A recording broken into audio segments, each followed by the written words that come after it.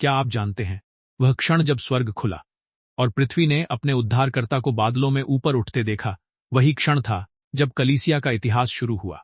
और यह कहानी उसी अद्भुत पल से शुरू होती है। हे थियू फिलुस, मैंने अपनी पहली पुस्तिका उन बातों के बारे में लिखी थी जो यीशु ने आरंभ से करना सिखाना और पूरा करना शुरू किया। और अब यह कहानी उस दिन तक पहुंचती है जब यीशु ने अपने चुने हुए प्रेरितों को पवित्र आत्मा से आज्ञा देकर स्वर्ग में उठा लिया गया। दुख उठाने के बाद यीशु ने बहुत से प्रमाणों से दिखाया कि वह सचमुच जीवित है। 40 दिनों तक वह उन्हें दिखाई देता रहा और परमेश्वर के राज्य की बातें समझाता रहा। एक दिन जब वह उनके साथ बैठा था, उसने कहा, यरूशलेम को मत छोड़ना, पिता की प्रतिज्ञा का इंतजार करना, क्योंकि यूहन्ना ने पानी से बपतिस्मा दिया, पर तुम थोड़े ही दिनों में पवित्र आत्मा से बपतिस्मा पाओगे। शिष्य उत्सुक हुए और बोले, हे प्रभु, क्या तू अब इस्राएल का राज्य बहाल करेगा? यीशु ने उत्तर दिया, समय और काल तुम्हारे जानने के नहीं, पर जब पवित्र आत्मा तुम पर आएगा, तुम सामर्थ पाओगे और मेरे गवाह बनोगे, यरूशलेम, सारे यहूदिया, सामरिया में और पृथ्वी की छोर तक।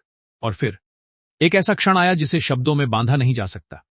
यीशु उनके देखते देखते ऊपर उठा लिया गया। एक बादल ने उसे उनकी आंखों से छिपा लिया। शिष्य आश्चर्य में आकाश की ओर ताकते रहे।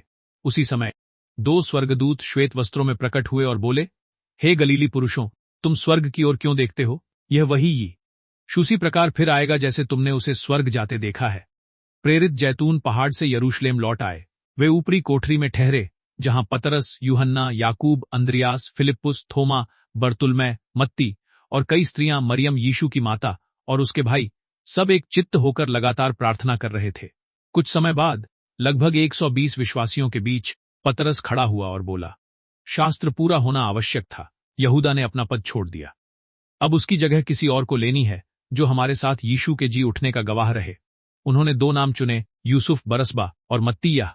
उन्होंने प्रार्थना की, हे प्रभु, तू जो मनों का जानने वाला है, दिखा कि तूने किसे चुना है। चिट्ठी डाली गई और मत्तियाह चुना गया। वह 11 प्रेरितों के साथ गिना गया। और यही था स्वर्ग उठान के बाद का पहला कदम, कलीसिया की यात्रा की शुरुआत।